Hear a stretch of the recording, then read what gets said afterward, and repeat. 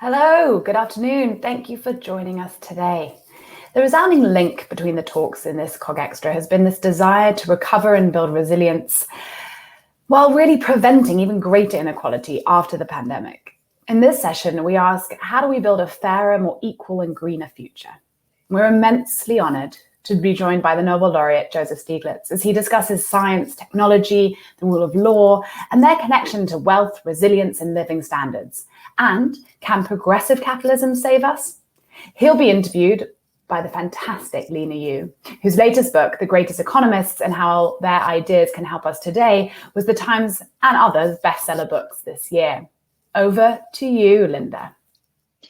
Thank you very much, Tabitha. Hello, and a warm welcome to the special virtual event by CogX. I'm Linda Yu, an economist and author of The Great Economist, and it is my pleasure to host this CogXtra conversation on a fairer, more equal, and greener future. So as Tabitha indicated, we'll be asking, can progressive capitalism save us? And what a pleasure it is for me to say, to answer that question, we'll be joined by the leading renowned economics Nobel laureate, Professor Joseph Stiglitz, to discuss these books from his fantastic latest book, People, Power, and Profits, Progressive Capitalism for an Age of Discontent. Professor Stiglitz is professor of economics at Columbia University. He won the highest prize in economics, the Nobel Prize, in 2001, and he's a best-selling author whose influential books have shaped our public discourse for decades. His first popular book, Globalization and Its Discontents, captured the tempo of the time. His current book, this latest one, People, Power, and Profits, couldn't have come at a better time. It offers an agenda to address the key issues in this age of discontent. So I'll be in conversation with Professor Stiglitz for just under an hour, and then we'll turn to your questions in the final part of this session. So please submit your question via the platform Q&A. We'll get to as many as we can. Joe, a very warm welcome to you. And before we discuss the book, I just wanted to mention, I was struck by how you wrote about how you grew up in the golden age of capitalism, but you didn't know it at the time.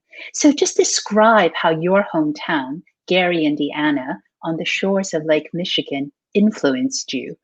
Had life taken a different course, I was thinking you could have become a Nobel Prize winning physicist. Well, when I went to college, it was really to study physics. I was really excited about understanding the fundamentals of nature. But I grew up in Gary, Indiana, as you said, and Gary was an industrial town. It was the largest integrated steel mill in the world.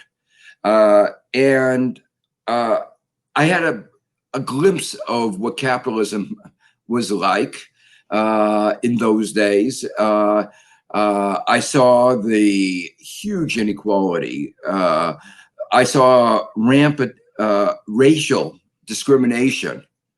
I saw labor strife as the unions would go on strike every few years. And I saw economic downturns, ups and downs. And so my classmates episodically would not even have money for lunch. So it was not the beauty of capitalism that is often described. And today, as so many people look with rose-colored glasses back in the 1950s, the era that I was growing up, and say that was the wonders of the market economy, I have a certain degree of skepticism. And that doesn't even include the kind of gender discrimination, the host of other problems that we were to see in that period. Mm-hmm. It's lovely to see the glimpses of your personal life, Joe. And the other glimpse that we got is your contribution to public policy. So in this book, you do veer into politics. You write, quote, "The daily Trump show distracts us from deeper and more important issues." So tell us about your time in the White House, how it figured into this book. And I think it helps to explain why you conclude throughout the book that the economics is easy, but the politics is hard. There's so many ways where that my period in public service from 1993, when I went into the Clinton administration, first as a member and then chairman of the Council of Economic Advisors, and then to chief economist at the World Bank, really shaped my thinking. I had spent a lot of my time studying and actually developing the field called the economics of the public sector. Let me emphasize, it was the economics of the public sector. And what I found when I got to Washington was, you might say, the politics of the public sector. Let me just give you one example. I was long been concerned about inequality. It was one of the reasons that motivated me to go into economics. It's what I wrote my PhD in. The sad fact is that while I hoped that my study of inequality would lead to a reduction, an understanding of inequality that would lead to a reduction in inequality, in the half century since I wrote my thesis, inequality has grown without bounds. It really started to grow in the period of the 1980s under President Reagan.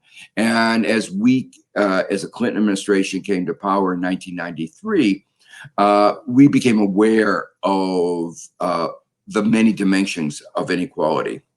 And Bob Reich, who was the Secretary of Labor, and I wanted to move the issue of inequality front and center.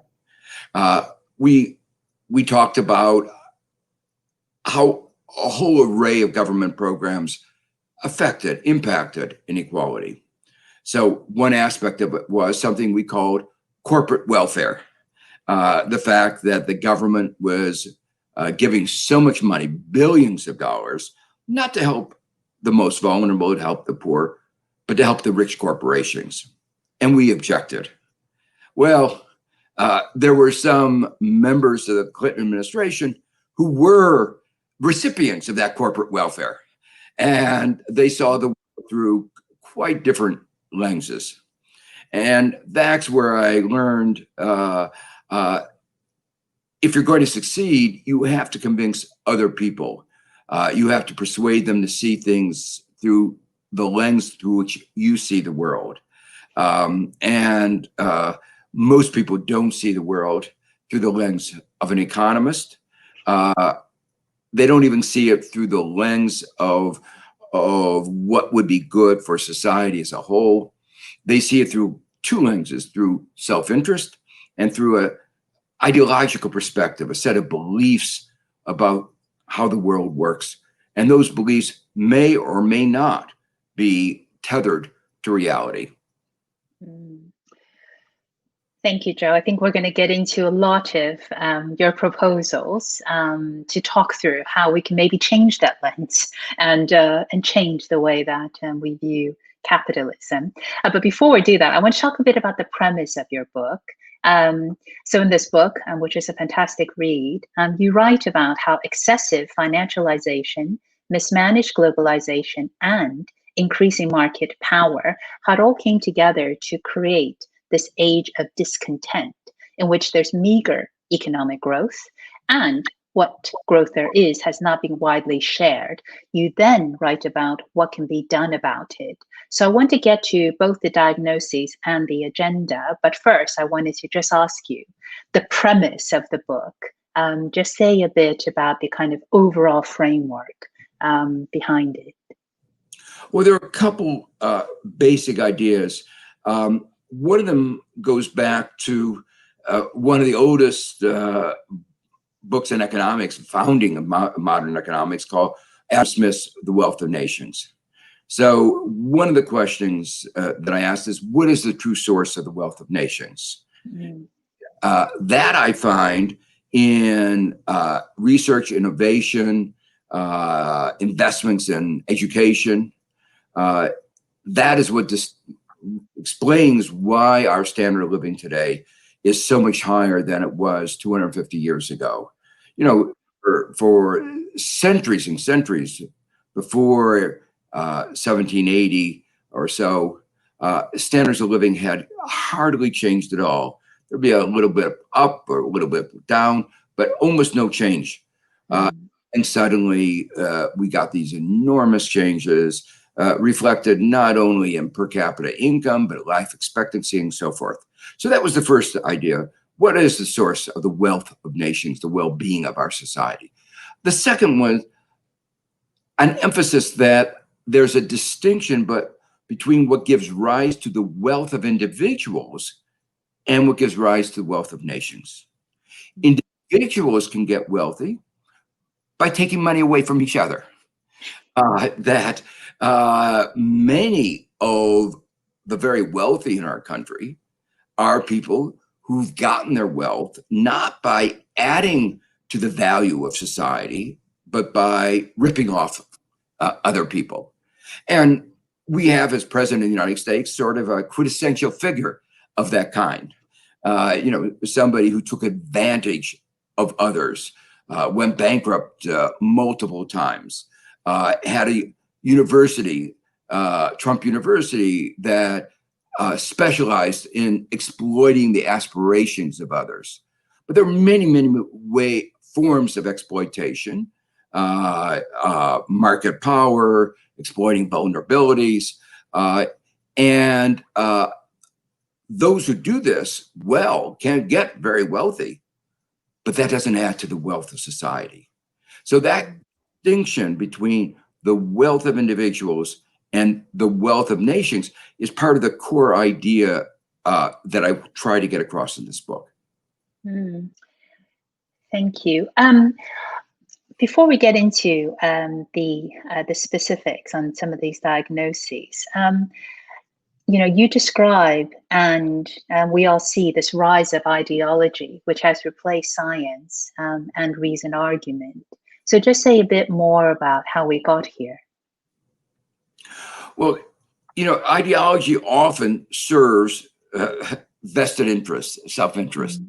And so I mentioned just a minute ago the idea that many people have done well by taking advantage of others.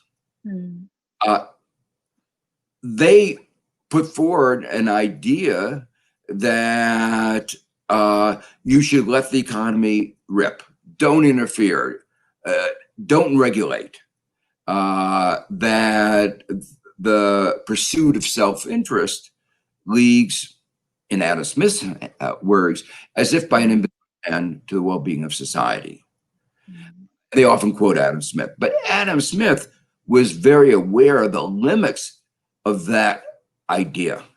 So it wasn't an ideology. He identified that as, you might say, a force, a part of the way that markets work. But at the same time, he pointed out that whenever businessmen get together, they conspire to take advantage of others, to raise prices, to exploit others. So he was very aware that unfettered capitalism does not work well. He advocated all kinds of regulations that reflected, you might say, the failures of markets.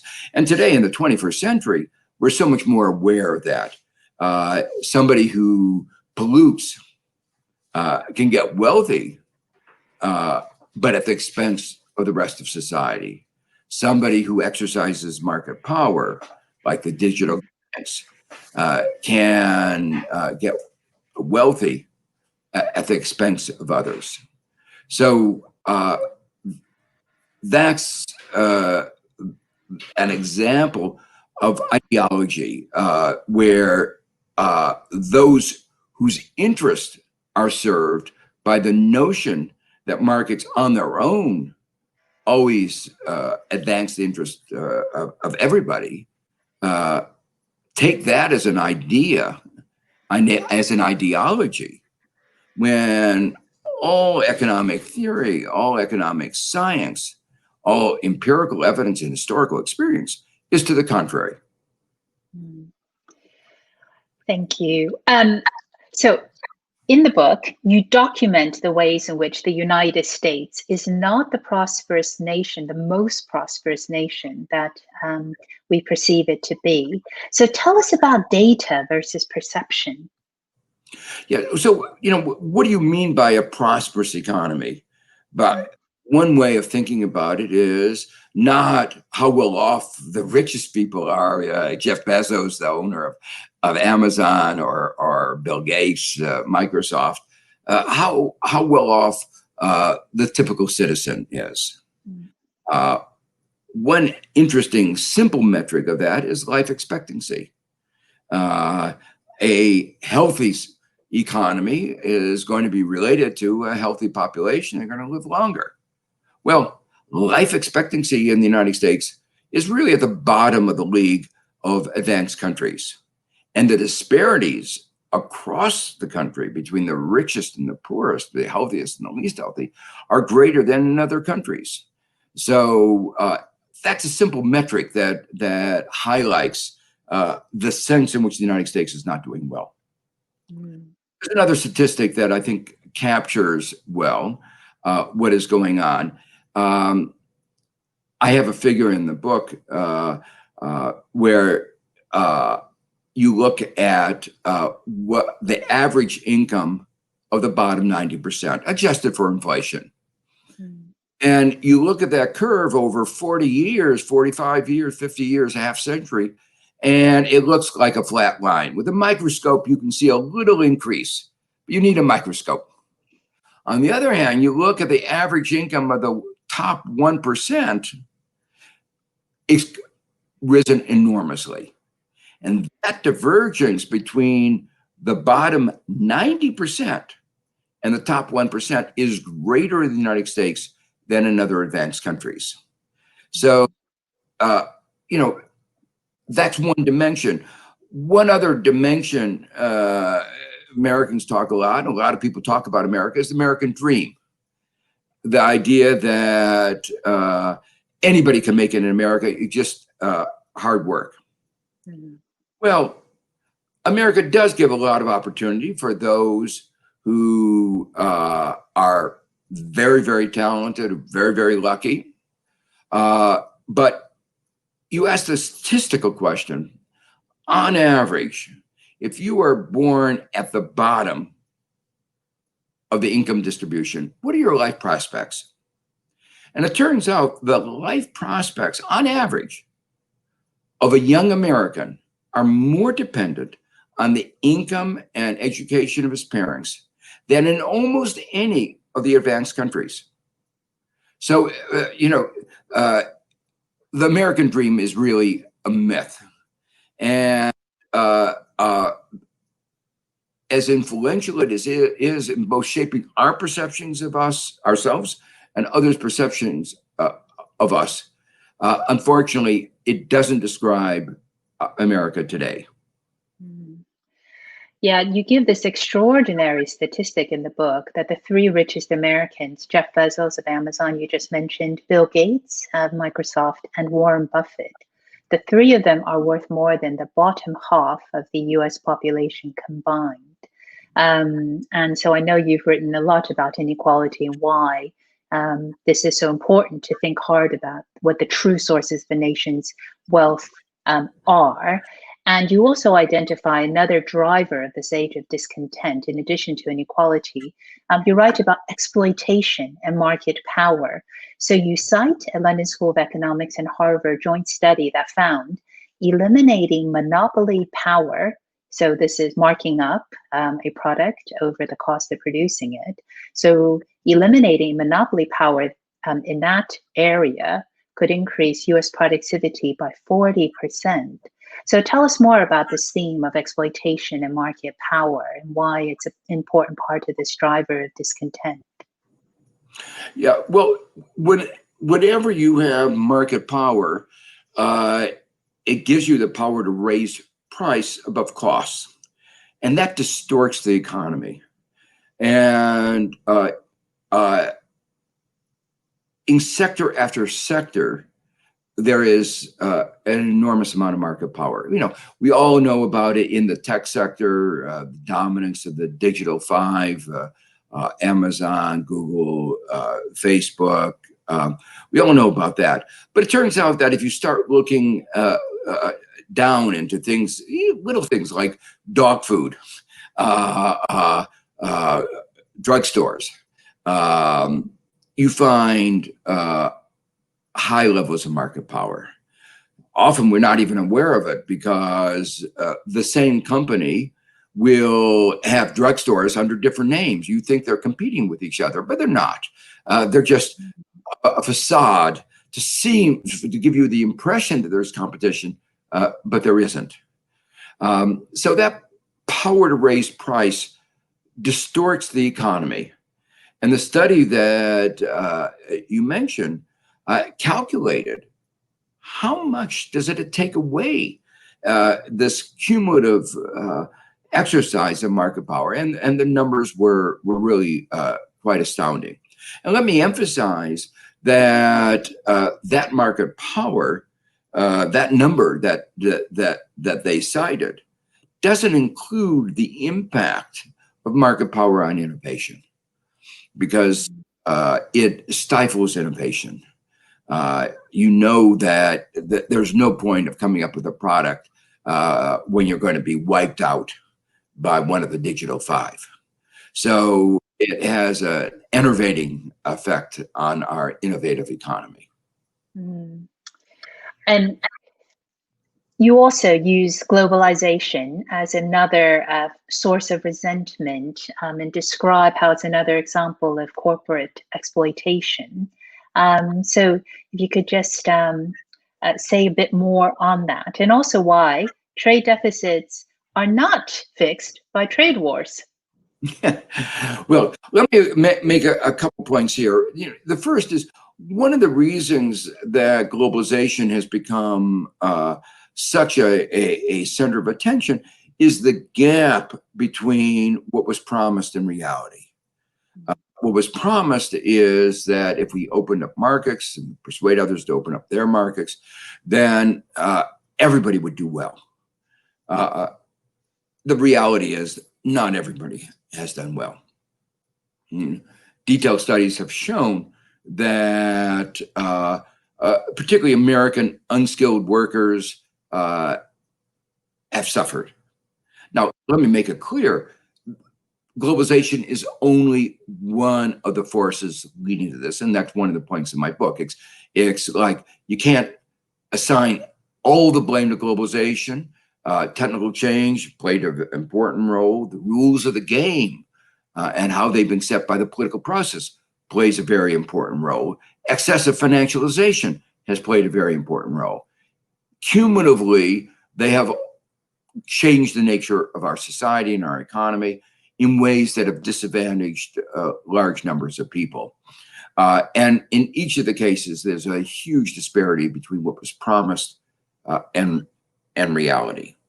Now, in the case of globalization, it actually feeds into what we were talking about a minute ago, market power. Because what it has enabled is the corporations to say to the workers, if you don't take lower wages, we're going to move our factories abroad. And so the corporations do well because they can either get cheaper labor abroad, or they force the workers in America to take lower wages than they otherwise would have. So on either account, the corporations win. They've done well, but workers have not. One of the things that has been very poignant in the last 3 years is Trump has begun a whole series of trade wars, saying the trade agreements have been unfair to the United States. There's a certain irony in those allegations because we wrote those trade agreements. I was there, I saw what was going on, and I can show you that we were the big power. Others were at the table, but their say was very little. And basically, the provisions in the trade agreements were dictated by the United States. But let me make it clear, it wasn't United States citizens as a whole. It was American corporations that were dictating the terms.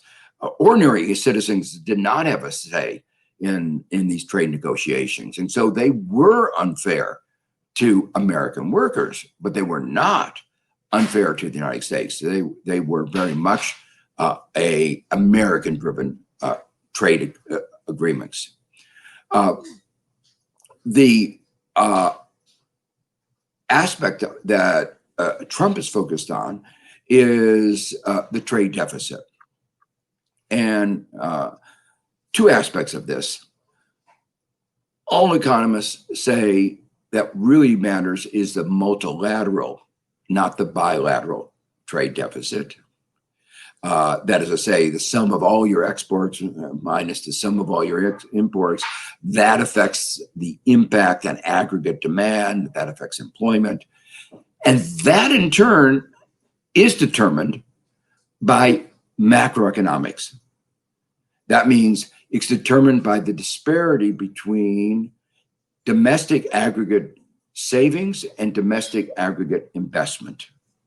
And the irony is that under Trump, because of his misguided tax policy, which created before the pandemic the largest deficit in our history in peacetime, not in a recession, a $1 trillion deficit, which is now blown through by COVID-19 to a deficit in excess of 15% of GDP, deficit of $3 to $4 trillion.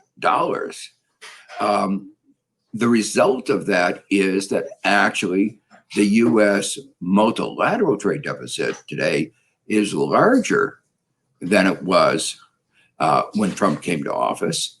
And ironically, in spite of all the aggressiveness to China, there's been actually no significant improvement in our bilateral trade deficit with China.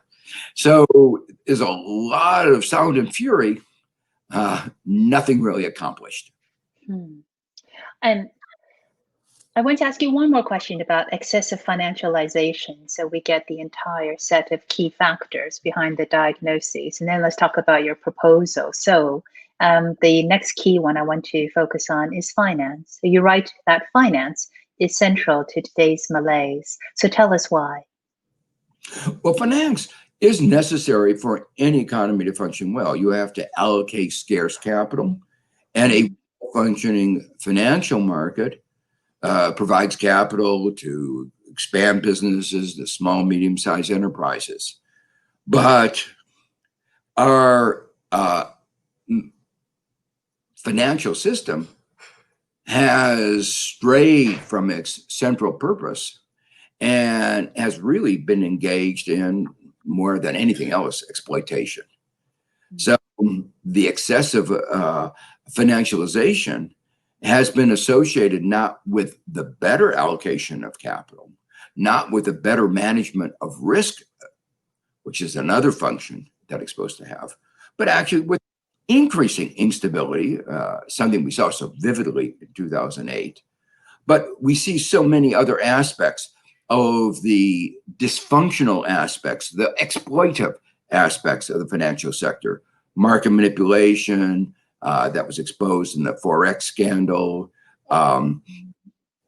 abusing of market power that we see in their control of the credit, in the payments mechanism, the credit cards and debit cards they make in the United States, tens of billions of dollars from market power, interfering with the creation of an efficient payments mechanism,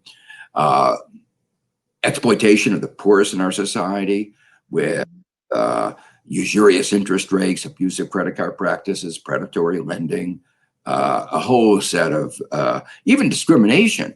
40 years after we passed civil rights laws that say there should be no discrimination, we uncovered in the financial system, in our biggest and so-called most respectable banks, we discovered that they were engaged in discrimination, racial discrimination and ethnic discrimination. I mean, this is absolute abuse of power to engage in exploitation. And too much of that has been exploitation of the poorest members of society, taking money from the bottom of the economic pyramid and moving it to the top. Thank you very much, Joe. Fascinating set of diagnoses. I want to move now to your proposals. And while I do that, I want to remind all of you who are watching, if you'd like to ask Professor Stiglitz a question, please submit it using the Q&A function, and we'll get to as many as we can towards the end of our conversation. So please do send them in. Thank you. So in terms of your proposals, Joe, you include a chapter titled "Why Government?" ? You want, it seems, to dispel the notion that private firms are always better. It reminded me of a Ronald Reagan quote, who, when he said, "The 9 most terrifying words in the English language are, 'I'm from the government and I'm here to help.'" Tell us why there's a greater need for government in the 21st century. Well, if we ever needed any proof, the COVID-19 pandemic is evidence of that. Individually, we can't respond. Technically, economists would refer to some aspects of this as dealing with externalities. One person action can spread the disease. And the incentives of each individual are not in accord, not aligned with societal objectives. But that's only one aspect. What we saw is we turned to government for the tests. The private sector couldn't produce the protective gear, couldn't even produce simple products like the mask, let alone complicated products like the ventilators.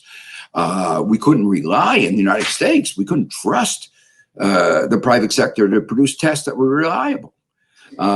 And we rely on the government to test the tests to make sure that they are reliable. And we see what happens when you undermine the power of government. Over the last 40 years, there's been a concerted attempt by conservatives to undermine the government.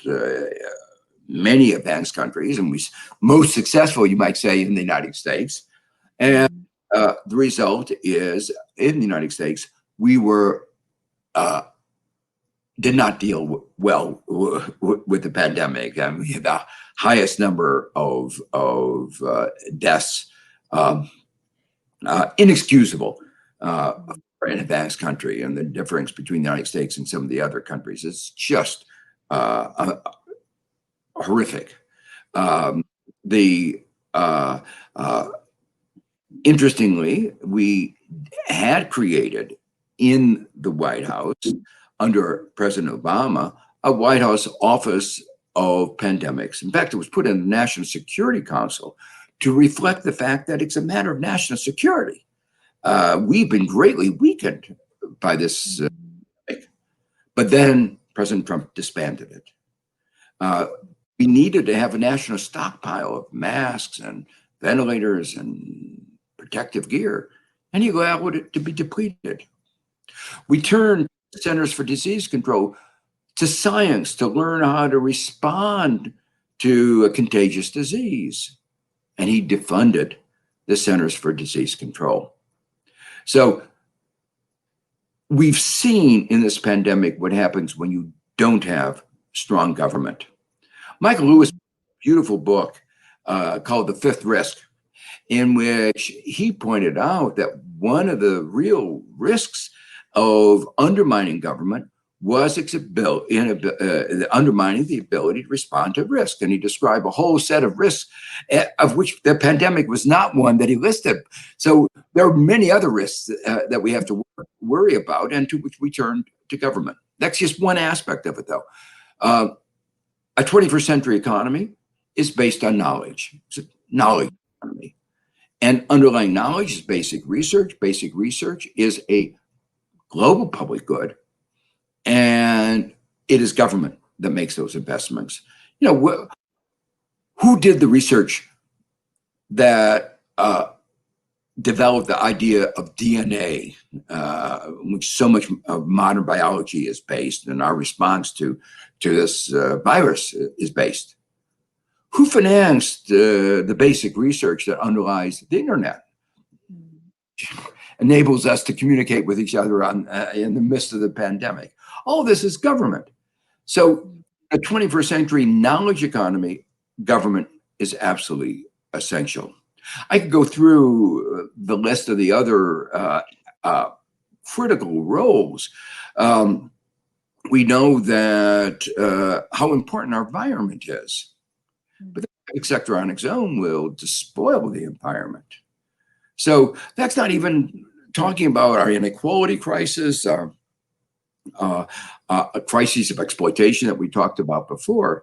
So all of these are areas where government plays an absolutely critical role. And we're going to talk a bit more about the public auction in terms of some of the proposals that you're going to, that you put forward in the book that we're going to discuss. But first, in terms of your proposed way forward, how to restore democracy. So tell us how to counter the perception that the system is rigged. So money in politics is a big US issue, isn't it? Well, it's not just the perception, it's the reality. And there's a lot of political science showing it as a reality. And that's, of course, my real concern. It's not the between reality and perception, it's the reality. And that goes back to your first question, Linda. That figuring out the economics is not that hard. Getting politics right is what's hard.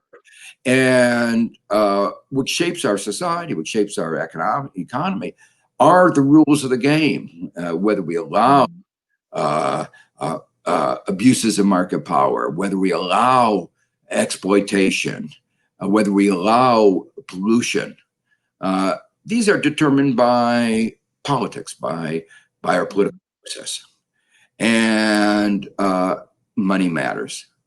So that's why I devote a chapter in the book to talking a little bit about the underlying distortions in our political process, and explaining there's a conflict of interest, a conflict going on. Again, it goes back to what we talked about before, that those who are gaining from exploitation, for instance, want to keep the rules that allow them to continue that kind of exploitation, and will allow there to be money in politics in the way that has happened in the United States, then there is a risk that they will prevail. And I describe the kind of vicious circle that can result, where you have more economic inequality giving rise to more political inequality, giving rise to more economic inequality. And I also describe how there is a kind of undermining of democracy that is almost inevitable in this process. And the reason for that is that these exploiters know that in a truly democratic society, that these things would be unacceptable.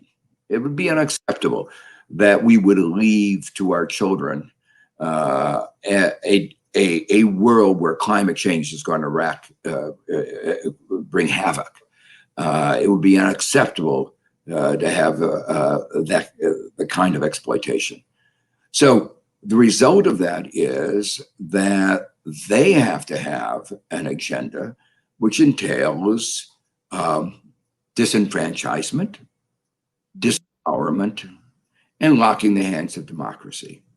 So what I mean by that, there's a lot of voter suppression going on in the United States. That's an example of undermining democracy. There's a lot of gerrymandering. In two of the elections in the 21st century, the individual who had the largest number of votes in the presidential election did not become the president, most notably Trump, way behind Hillary Clinton, but became the president anyway. But those distortions are going to be even worse if we recognize, as we see voter suppression going on in a rampant way.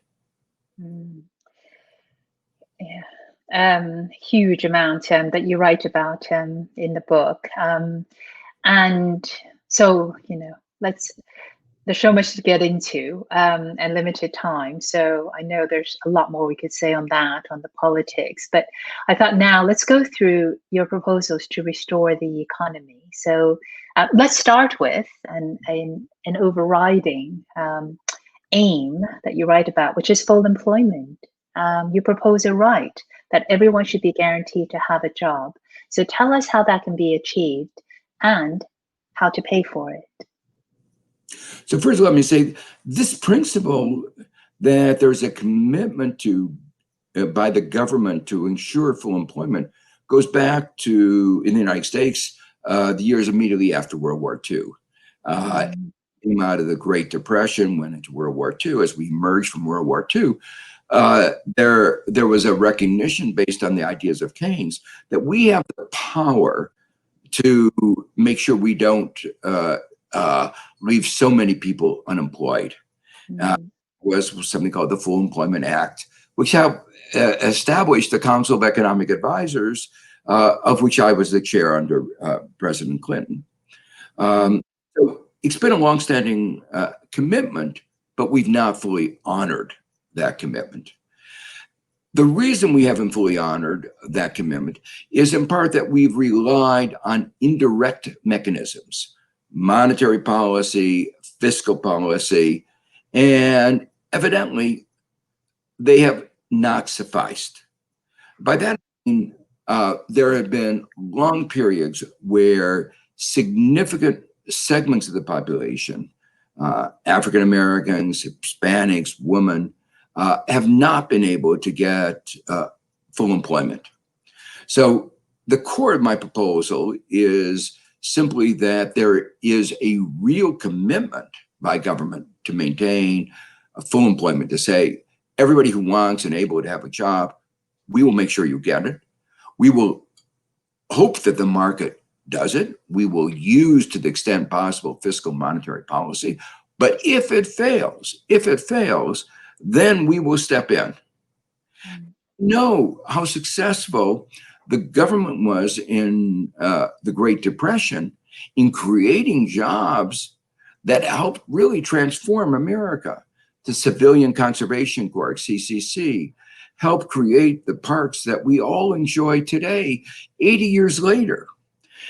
I got to tell you, there are a lot of things that the country needs. We need to retrofit the economy for the green transition. We need to beautify our cities. We need to create parks to make our cities more livable.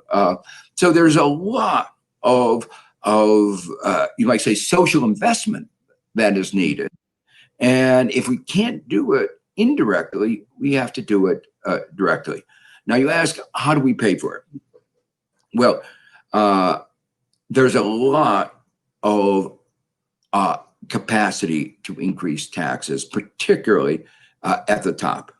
You know, one of the few advantages of having a lot of inequality is there are a lot of people who can pay a lot more without really intruding into their standards of living. I'd say a little silver lining in the cloud of America's huge inequality. But there's more than that. There are a set of principles of taxation that I've articulated. For instance, taxing bad things actually makes the economy perform better. So if you tax pollution, you can actually get a more efficient economy and generate revenue. In addition to that, one of the striking things about the United States is that the people at the very top pay a lower percentage of their income in taxes than those below. So if we just had a fair tax system, we would have trillions of dollars more in revenue over a 10-year period. So as I look at the United States right now, and this is true to a lesser extent, but still true in most other countries, there is a lot of capacity for generating revenues to help finance these programs. And finally, let me emphasize that these investments make our country stronger. So you always ought to look at a firm from looking at its balance sheets.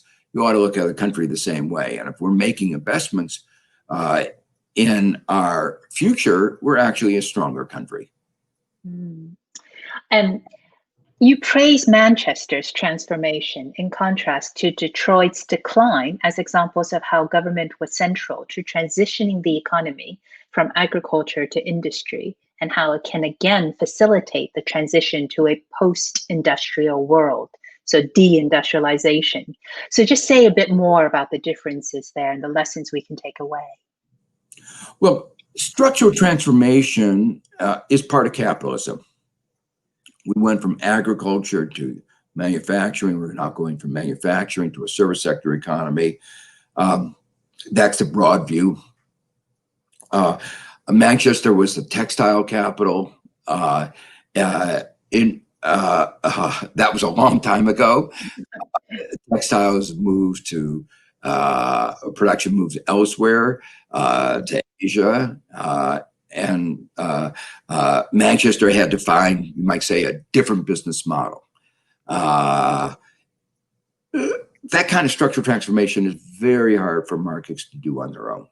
And there's good theoretical reasons.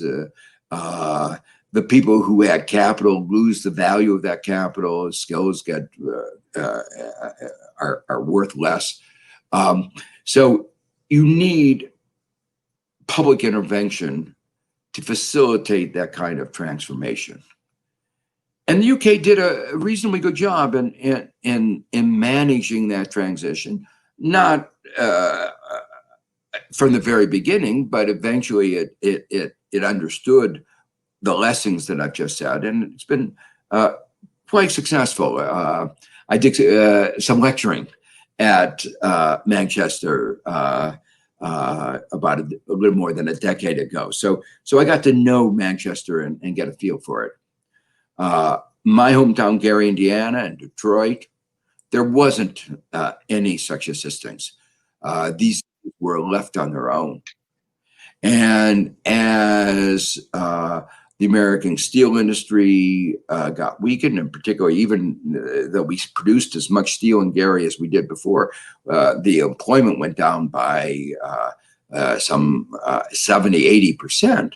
The city was devastated. In Detroit, it was the production of cars, and other countries, our industry didn't compete very effectively. And so these cities were left in a devastating condition. So that's an example of another role of government in facilitating these kinds of structural transformations. Some countries have done this much better than others in a broad scale. Sweden has active industrial policies, active labor market policies.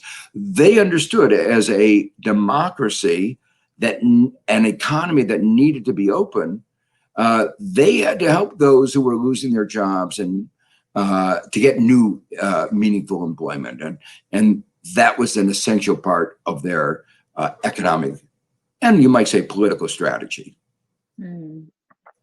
Just absolutely fascinating. I want to encourage everyone, if you want to send in a question for Professor Stiglitz, please do so using the Q&A function on your platform. We're going to take them in just a moment. I'm going to just squeeze in one more question with Professor Stiglitz. On your penultimate chapter, you focus on your proposal for progressive capitalism, focuses on a decent life for all. And you say that restoring the middle class would take more than the proposals we've discussed. So tell us about this unifying theme in your proposal, this public option for health, for retirement, for education. And I must add, it's common here in Europe. So why is this so challenging for the United States? Is it a fear of big government? Well, the point I wanted to emphasize is that there are a limited number of things, but very important things that make for a good life. Decent housing, education for your children, secure work, secure retirement, healthcare, and at various stages of an individual's life, they can't really afford these, and there's going to be a need for government help, even if we succeed in reducing the level of inequality to a significant extent. There are technical reasons why markets don't handle these problems well. We can talk about imperfect capital markets, inability to borrow, but that's not the essential point is that markets by themselves don't solve these problems. And every society has turned to government for retirement, for healthcare, for education. Every society that wants to have opportunities for all and a decent lifestyle for all. So the question is, how do you do it? And of course, you begin by recognizing these as, you might say, basic rights, the right of access to healthcare. And then the question is, how do you deliver these services? And I put forward a particular proposal, which I call the public option. And it's really, in some ways, oriented to peculiarities of America, in contrast to, say, UK. In the UK, the National Health Service is well recognized as a pillar of society, providing healthcare. The United States healthcare system spends 18% of GDP and gets poorer outcomes than many European countries that spend a fraction of that amount. But the special interests in the United States are very strong and have resisted anything like that kind of a system. So this is an idea, and it's basically an idea that is reflected in the Democratic platform today. What government can do is open up new opportunities. The government can have an option. It can provide the service in competition to the private sector.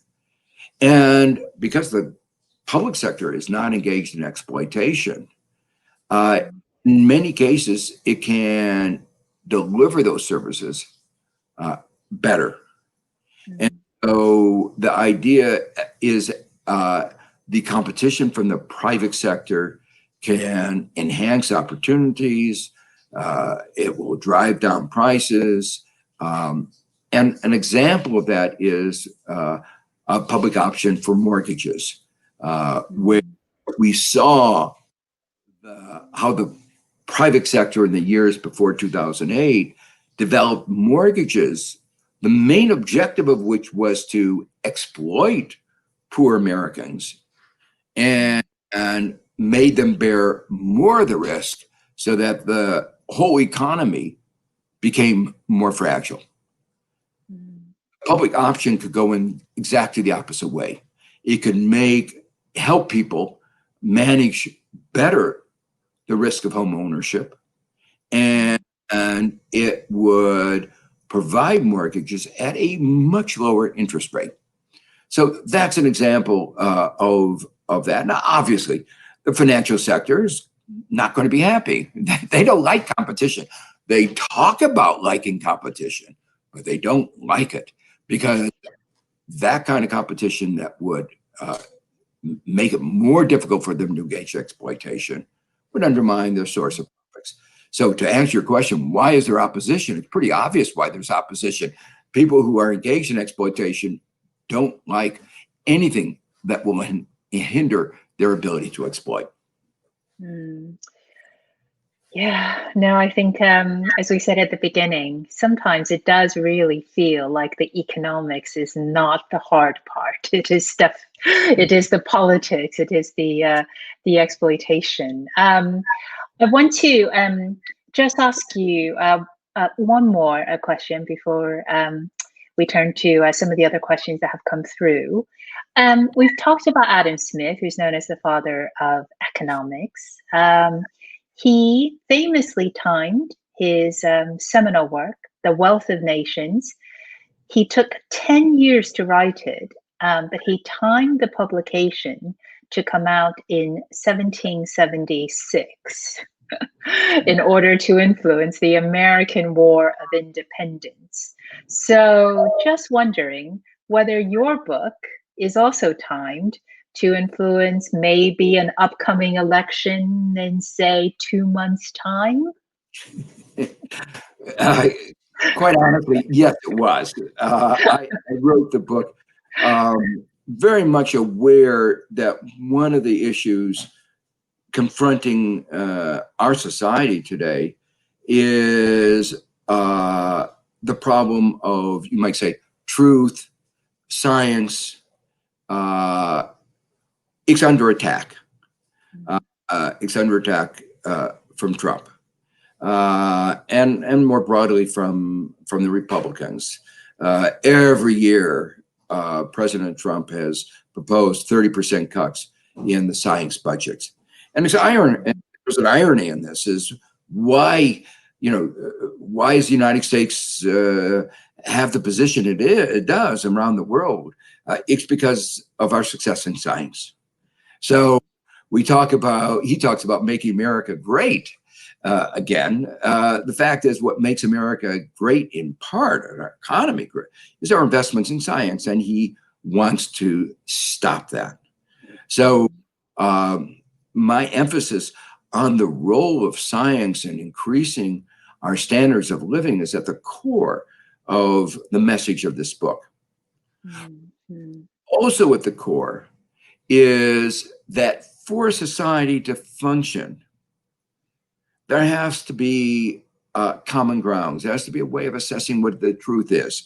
One of the other pillars of a modern society, modern economy, is the ability to large numbers of people to cooperate and work together in a society. We talked before earlier about the importance of collective action, of the role of government. Mm. And if we as a society are to work together, we have to have a basic foundations of ascertaining what is the truth. And we're going to know the truth, as it were, for certain. But over the last 200 and some years, we have established a whole set of truth assessing institutions, checks and balances, the media, our research universities, our research institutions, our educational institutions. And all of these have been under attack for the last 3.5 years. And so what I wanted to do in the book was link that attack on our institutions with the foundations of our prosperity. And I think this is not just a matter of politics. If you are concerned about the future economic prosperity of the United States, you have to reject this kind of approach that says there are alternative facts. I get to choose my facts. This attack on truth institutions, and so that was fundamental to why I wrote the book. Thank you very much, Joe. Thought-provoking agenda and lots of great questions for you. from our discussion, which has been absolutely stimulating. So the first question I'll have here comes from Rob, who asks, how can technology play a role in this idea of a new progressive capitalism? Well, obviously we live in a technological era, and so it presents both, you might say, challenges and opportunities. I have one chapter in the book where I address the risk that robotization is going to, and artificial intelligence is going to exacerbate some of the problems we face, exacerbate inequalities with robots replacing, say, unskilled workers. And the lesson of that, I describe how we can respond to it, but the lesson of that is that if we don't make some of the reforms that I describe in my, in progressive capitalism, things are going to get much worse. So as bad as things are today, technology can result in their making them worse. One aspect of that is a particular concern to me is how technology is also leading to winner-take-all monopoly power in the digital giants, ability of the digital giants to use technology and artificial intelligence to exploit us. So it's enhancing the ability of exploitation. Unfortunately, there's even a worse concern, and that is a deeper concern, and that is it also gives autocratic governments another tool for surveillance.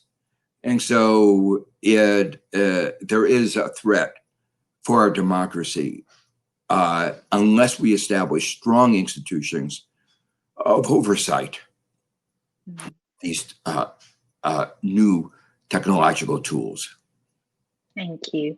The next question comes from Dror, who asks, has the world become too complex for capitalism and or liberal democracy? I think it's certainly, you might say, easier to have simple democratic institutions, town halls, in a simple agriculture economy. The town halls that marked New England in the early 18th century. People come together, they can solve their common problems. Today, things are much more complex. And that complexity leads to delegation to experts. And one of the deep problems we have is that many of the experts are those from the industry.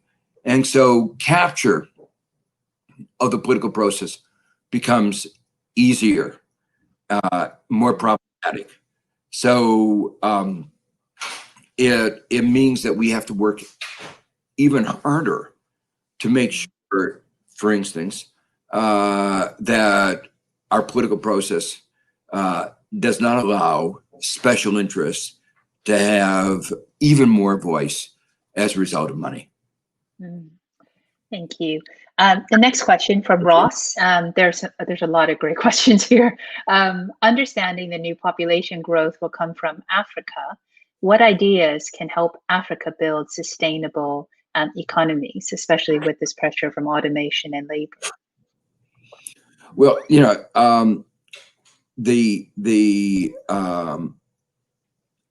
Africa is going to have more than 100% of the increase in the workforce over the next century, according to current forecasts. Many people talk about this as a great opportunity for Africa, but it's also a real challenge for a couple of reasons. Obviously, getting the resources to make sure that they have the education necessary for a modern economy is going to take a lot of resources, and many of the countries don't have those resources. And the kind of development strategy that works so well in East Asia is not likely to work. What led Asia to make its transformation was manufacturing export-led growth. Manufacturing created jobs, led to access to technology, generated foreign exchange, helped develop institutions. But globally, manufacturing has been so successful in the advances of technology that global employment in manufacturing is on decline. So that even if Africa garnered all the jobs in manufacturing that currently are in, say, China, it would provide only a fraction of the jobs that are necessary for the new entrants in Africa's labor force. So I think that this is going to be one of the biggest challenges facing the world in the next in the coming decades, is to develop new strategies for development, which will have to be multi-pronged, involve agriculture, the service sector, which is the major growth sector, as well as niches in manufacturing. Manufacturing is important, but won't have the dominant role that it played in East Asia. Thank you. Brendan asks, how do you see the role of labor unions and the labor movement in helping to bring about the changes that you would like to see? Absolutely essential. I think the labor movement is really very important. And the reason for this is that, in a way, it goes back to a language that Kenneth Galbraith used, countervailing power to the overwhelming corporate power that we see in our society today. One of the things that's happened is that workers' bargaining power has been eroded by globalization, eroded by changing labor rules, and labor unions have played a very important role, you might say, in expressing the collective well-being, collective interest of workers. You know, I've seen it very clearly in the COVID-19 here in New York. Many employers did not provide protective gear, did not provide masks, and yet expected the workers to come to work and expose themselves to high levels of risk. We should have had government stepping in. We have what's called OSHA, the Occupational Safety Health Administration. It's supposed to set health and safety rules, but under Trump, it was derelict. It wasn't doing what it was supposed to. And, you know, United States is a lesson to the rest of the world, and you might say a lesson what not to do. We don't provide paid sick leave to our workers, and our short-sighted, selfish, big employers oppose providing paid sick leave. Paid sick leave is absolutely necessary with COVID-19 because if you have large numbers of Americans, 50% living paycheck to paycheck, if they can possibly go to work, they will, spreading the disease. So Congress recognized that it was important to provide this, but then under the pressure, the lobbying of the biggest employers, they gave in, and so exempted all employers with more than 500 employees, i.e. half of all workers were exempted from this mandate. Well, I mention that because the unions, in some cases, were able to step in because the unions have been so weak. In many cases they weren't, but they stepped in and said, "You have to give our workers protective gear. You have to our workers masks, or we're not going to come to work. And the employers in that case stepped in. So we've seen in this COVID-19 the key role of unions in protecting workers, and a basic health risk. But it's in every aspect of their life, in bargaining for fair wages, for good working conditions, safe working conditions, that unions play a very, very important role. Anna asks, do you worry that we're facing years of austerity post-COVID? Well, I do worry that people will make an argument for austerity, and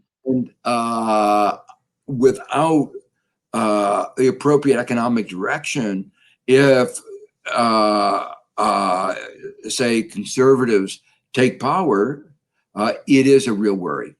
Let me put again, I don't want to put it too much in the American context, but I'll give you one example. In Europe, in the aftermath of the 2008-2010 financial crisis, Euro crisis, there was a wave of austerity, and it is now recognized that wave of austerity led to deeper economic declines, higher levels of unemployment, a great deal of suffering, and impeded the recovery. In the United States, we had austerity from below. States in the United States have to have balanced budget frameworks. That is to say, their revenues go down, they have to cut expenditures unless they raise taxes. And in the middle of the crisis is not a time to raise taxes. And the result of this austerity from below was that economic recovery was greatly impeded. And by 2019, before the pandemic, we still had not gotten back to the levels of public sector employment at the state and local level that we had before the 2008 crisis. This pandemic is having an even more devastating effect on state and local revenues. And that means that the devastating effect on public employment is going to be even greater. Now, the Democrats have proposed large assistance to state and localities. So if that goes through, if they do get elected, they will protect us against this austerity from below. On the other hand, the Republicans say, we're not going to let the states go bankrupt. Mitch McConnell, the head of the Senate, said that. The fact is, the states can't go bankrupt. So, but what we know is that there will be an enormous amount of suffering. The states are responsible for education, for health, for welfare. It will have a devastating effect on a provision of social services, but it will also have a devastating effect on our economy. Now, the answer to what can we do is provided by what I said in answer to your question earlier about taxation. We can raise taxes. We can raise taxes, particularly on the upper income individuals. We can raise taxes. We can close loopholes. We can restore progressivity to our tax structure. We can tax bad things like pollution. So we have lots of possibilities. We don't have to go down the austerity route. And it is a matter of choice. Thank you very much, Joe. We're pretty much out of time, so I'm going to do something very unfair, which is they'll ask you a yes or no answer to a question that has come in from several people, which is, are you optimistic about the election? Yeah, I am. I have to have faith in Americans. I think this is such a clear choice. On one side, you have reason, compassion, empathy, science, bringing the country together, addressing key problems from climate crisis to our inequality crisis to our health crisis. And on the other side, you have somebody who's been in office for 4 years and has shown that he can't address any of these problems. In fact, he's made every one of our problems worse. You know, this is not like we don't know what we're getting. We've gotten 4 years of it, and things have gotten unambiguously worse. And that's not to mention the standing of the United States in the world. We share one, we have to work with others, and no one trusts the United States. And respect for the United States has gone down the hill. So to me, I am very optimistic. I believe that my fellow citizens will recognize the stark choice that we face, and will not only elect Biden, but will elect a Democratic Senate and House.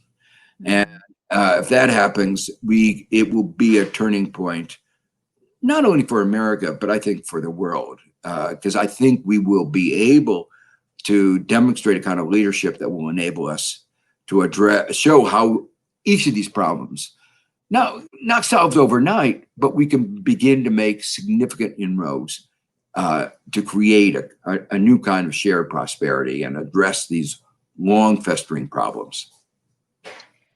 Thank you very much once again, Joe. It's been an absolutely stimulating session. Your book is a great read, and it's really in the tradition, a very long tradition of great economists who ignite a battle of ideas to make the economy work better, and in your case, to end the age of discontent by proposing a progressive agenda, to quote you, to save capitalism from itself. You start the book with a quote by Abraham Lincoln: "A house divided against itself cannot stand." And I think your book helps us to bridge that divide. So I urge all of you who are watching, thank you very much for your time. And please do pick up a copy of People, Power, and Profits. I want to thank you, Professor Stiglitz. I also want to thank CogX for this stimulating forum. And I want to thank all of you for tuning in. It's been an absolute pleasure to have your fantastic questions, so many great ones. I hope we've gotten through a good number of them, but I know we could have gone on for longer, but we are out of time. So with that, thanks to all of you, especially Professor Stiglitz, and I'm going to hand back to our MC, Tabitha. Thank you.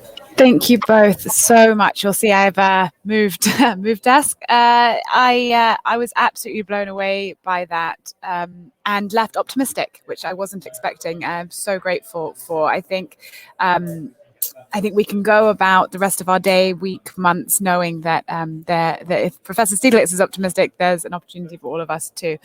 Thank you all very much for joining our first CogXtra. We look forward to seeing you every Wednesday here. I might be here, I might be in another room every time I seem to have to move.